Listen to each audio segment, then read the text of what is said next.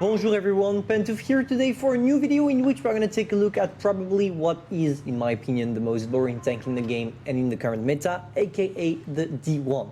And yes, it hurts me to admit that one of the worst tanks to ever exist is French, but that's how it is.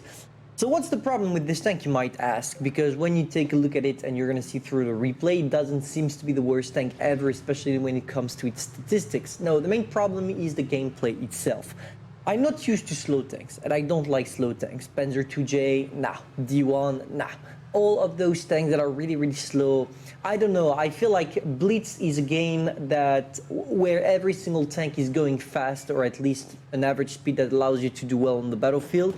But there are from time to time some picky tanks that will make your gameplay a little bit different, let's say it like that. And the D1 is one of them. So basically, when you're not aware of, maybe you're not aware of that, or maybe you are, but when it comes to the French tech tree, because that tank was back in the days a tank from the French tech tree, the French tech tree is divided into different components. The first one is from tier 1 to tier 5, you're gonna play tanks that have a good armor. Most of the time they are really slow with a really good armor and a one-shot gun. Now, when you go from tier 6 to tier 10, it's going to change totally, because you're going to go from what I just said to tanks that have a really good mobility, auto-loaders, and literally no armor. But the problem is, when you take a look at this tank right there, it's like one of the slowest in the game. And the problem is, when you get that tank, when you had the possibility to get that tank before the 5.5 update and grind it, it was extremely painful and boring.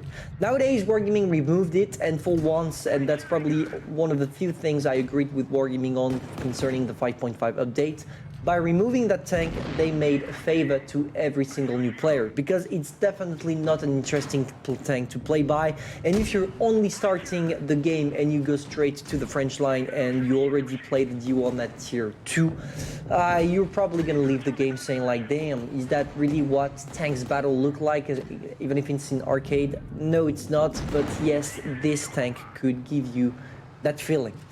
So yeah, this is pretty much it. I just wanted to highlight why I hate that tank and why it sucks. And just take a look at the top speed, guys. Look at this. You go at 15 kilometers per hour. Just, this is insane to see that literally every single other of my teammates are rushing through. You can see that they go extremely fast. We have, I forgot the name of that tank, but they are all going right there, killing the last one. And there is just me taking my time, being slow as hell, going at 15 kilometers per hour.